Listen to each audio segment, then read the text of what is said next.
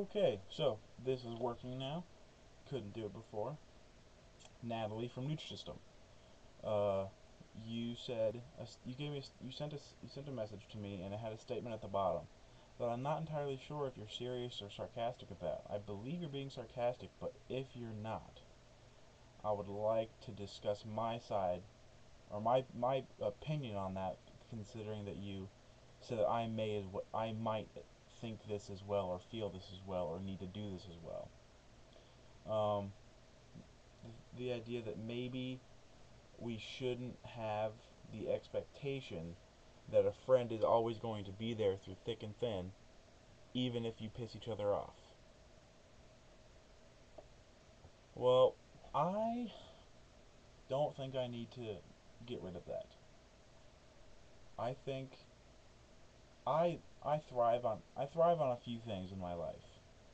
Passion, emotions, and connections. Now, connections with people and animals can be any variety, any type of label you put on them: romantic, platonic, friendly, uh, unfriendly. Connections make up my network of people I know and spirits I feel. You know, if one of my dear friends who I consider my teacher were to say, never speak to me again, their side of the connection will rot, basically. But my side of the connection will always be touching them slightly because I thrive on it. You they are very important to me,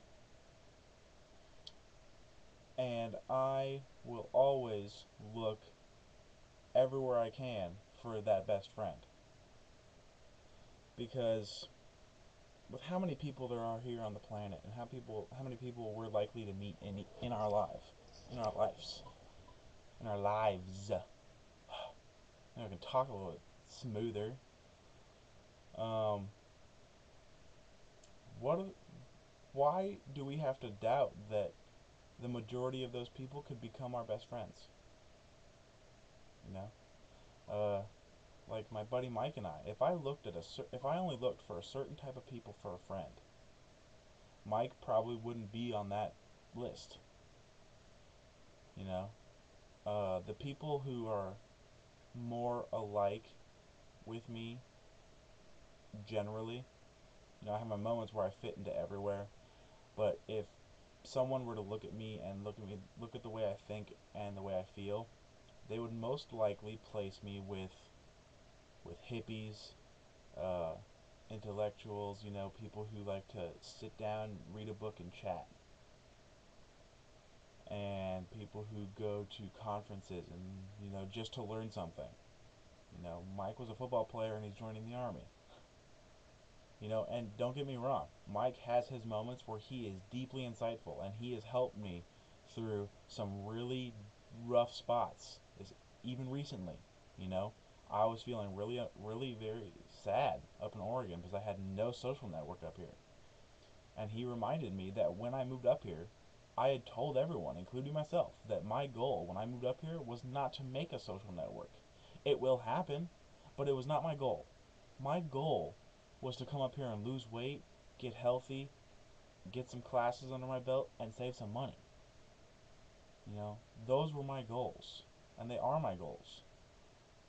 So saying that one statement, reminding me of my goals, he turned around a 2-week depression in literally 1 minute. And I made sure he knew about it, and he was stoked because he does have his moments, and when he has them, he lives off them, and it's great. It's a great feeling to actually know that I can accept advice from anybody now. Like 4 years ago, I probably wouldn't have listened to that advice from Mike. I gotta be honest. I would have doubted him just because he was Mike. But now I see that everybody has that opportunity, no matter how rare or how often, to help someone. And if I, like I said, if I chose to look in only certain directions for friends and only had certain expectations of them, I probably would have never been friends with Mike. Or with my best friend Cody, who I consider a brother. Um, so I think I will continue holding my expectations of friends and what I want in a friend.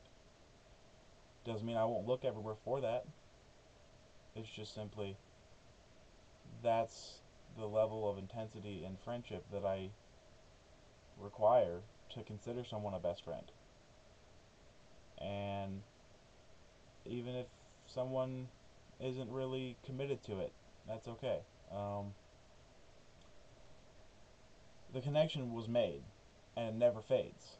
I believe every time you make a connection, your heart and your mind and your soul expand just enough to accommodate that new connection, because each connection makes you grow in all three of those areas. So I value making every connection I can, even if it's a minor acquaintance that I've only met 2 or 3 times, and I'll only meet 2 or 3 more times after that.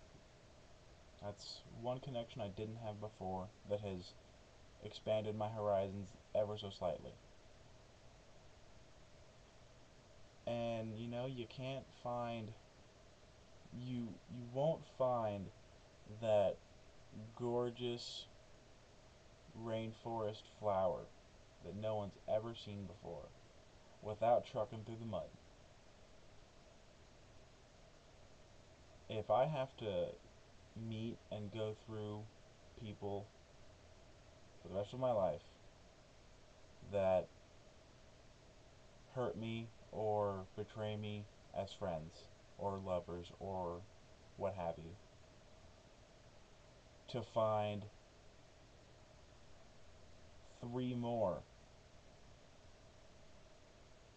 friends that I can consider friends for the rest of my life, like Mike, Cody, numerous other people, my buddy Declan, uh, my ex-girlfriend Hannah. We are still very close friends. Uh, if I can meet a few more of those people, a few more of those rainforest flowers, then it'll all be worth it. You know, those passionate, strong connections are what make me go, or what I look forward to making. And I want to make them with more people, but in all honesty, uh, not many people are willing to actually open up to make that kind of connection because it scares them. And I mean it with no disrespect. It's understandable. We're taught not to understand these things. I live my life trying to understand them, and I still don't understand them completely. I never will, but I'll definitely know more as I grow. So I value the experiences that lead to the friends that stay. And that's what I think. So I don't believe that I will be stopping or changing that. But I would love to hear your response to this. So either write me back through Nutrisystem or message me on here or what have you. Just, I would really like to hear it. Alright? So thank you for the provoking statement. I really enjoyed talking about it. And I'll talk to you later. And good luck. So happy for you for your weight loss so far. You'll totally get where you're going. Trust me. Just keep working hard, stay on the diet, and it'll work. And if it slows down, don't worry about it. You'll still do it. I slow down randomly and I just bust through it as soon as I can, and that's it. You can't stick around with it. You can't think that, oh man, I had that slow spot a week ago. Can't think about that. You just gotta think next week's gonna be faster. Next week's gonna be faster. I'm gonna lose weight tomorrow. I'm gonna lose a half a pound tomorrow because I'm gonna work really hard and eat really well. You just gotta look at the next step, and then you gotta take it. So, good luck and hang in there. I know you can do it. I don't have to say good luck. Best of wishes and best of hopes for a quick success for you, but a passionate and meaningful success as well, because that's what really matters. Alright? I'll talk to you later.